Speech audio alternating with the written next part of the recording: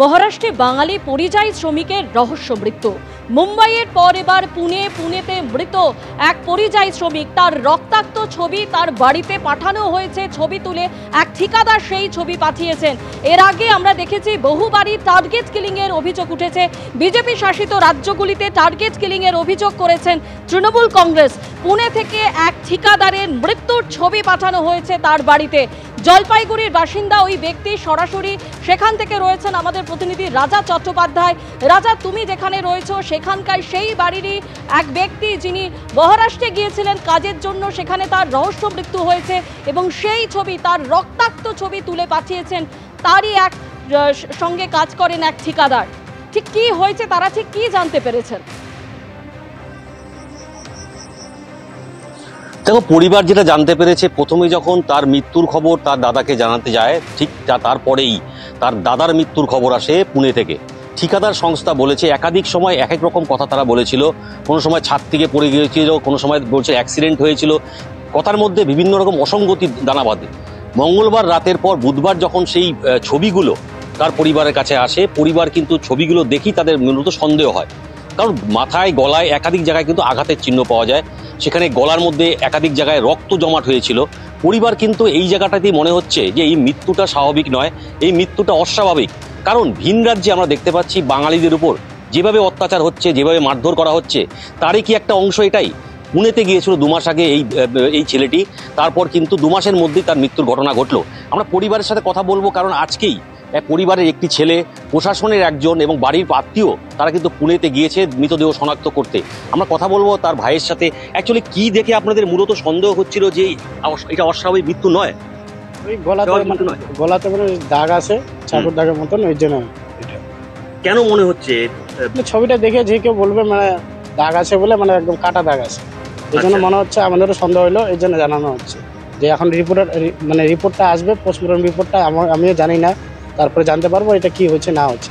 কারণ এখন ভিন রাজ্যে বাঙালিদের উপর আক্রমণ হচ্ছে, সেই জায়গাটাও থেকে আপনাদের সন্দেহ হচ্ছে যে আপনার এই দাদার মৃত্যুটা স্বাভাবিক নয়? হতেও পারে এটা। আজকে কারা কারা গেল বাড়ি থেকে? আমার ভাই গেছে অপু দাস, আর আমার জাইম্বু গেছে গৌরঙ্গ দাস। পুলিশ অফিসার কেউ গিয়েছে? হ্যাঁ, পুলিশ অফিসার একজন গেছে। আপনারা কি চাচ্ছেন এখন? এখন আমরা চাচ্ছি মানে ওখানে ওই দেহটা জ্বলা দেখ, ঠিক আছে। তারপরে এবার আমার কাছে হাতে টাকা পয়সা কিছু নাই গিয়া, এখানকার ভাই মানে আমার ভাইকে আর জাম্বুকে পাঠাইছে। এখানে প্রধান আর পঞ্চায়েত, এমএলএ, পুলিশ এরা সবাই সাহায্য করছে। তারপরে আমার ভাইকে আর জাম্বুকে পাঠানো হয়েছে।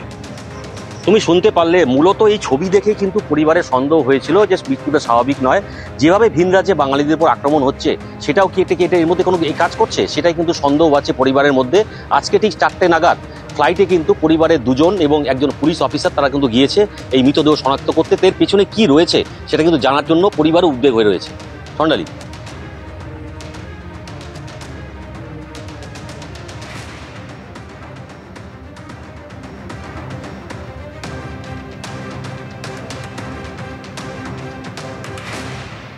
অস্বাভাবিক মৃত্যু হয়েছে, তার ছবি দেখে বোঝা যাচ্ছে। অন্যান্য রাজ্যে আমাদের বাঙালি বিদ্বেষ নিয়ে, বাংলা ভাষা নিয়ে একটা সমস্যা তৈরি হয়েছে। আমার তো যতটুকু মনে, এই ইস্যুটা নিয়ে ওকে ওখানে অস্বাভাবিকভাবে ওকে মেরে ফেলা হয়েছে। আমি সেটা আমার ঊর্ধ্বতন কর্তৃপক্ষকে জানিয়েছি। এরা যদি, পরিবারের পাশেই আমরা আছি, এরা যদি আইনি কোনো পথে চায়, আমরা পূর্ণ সহযোগিতা করতে তাদের কাছে আমরা অঙ্গীকারবদ্ধ। আজকে যারা কাজ করছেন, পরিযায়ী শ্রমিক যারা এখানে কোনো বেঁচে থাকার সুযোগ পাননি, কর্মসংস্থানের সুযোগ পাননি, এই সরকারের আমলে যারা একটু ভদ্রভাবে রোজগার করতে পারেননি, তারা আজকে সেখানে গিয়ে কাজ করছেন। আর চিনিয়ে দিচ্ছে কারা? হরিয়ানা পুলিশ, বিহার পুলিশ, রাজস্থানের পুলিশ, মহারাষ্ট্রের পুলিশ। তারা খবর পাচ্ছেন কারা? আমরা প্রত্যেক জায়গায় প্রত্যেক পুলিশের সঙ্গে কথা বলেছি। দিল্লির উপকণ্ঠের সমস্ত জায়গা, গুড়গাঁও থেকে নয়ডা, এমনকি প্রপার দিল্লিতে যেখানে বাঙালিরা থাকে, চিত্তরঞ্জন পার্ক, বহু জায়গা থেকে হঠাৎ দেখা যাচ্ছে কিছু কাজের লোক উধাও হয়ে গেছে। যারা গৃহপরিচারিকার কাজ করতেন তাদের ডিমান্ড এখন প্রায় ডাবল হয়ে যাচ্ছে। তার কারণ কি? কারণ অর্ধেক লোককে খুঁজে পাওয়া যাচ্ছিল।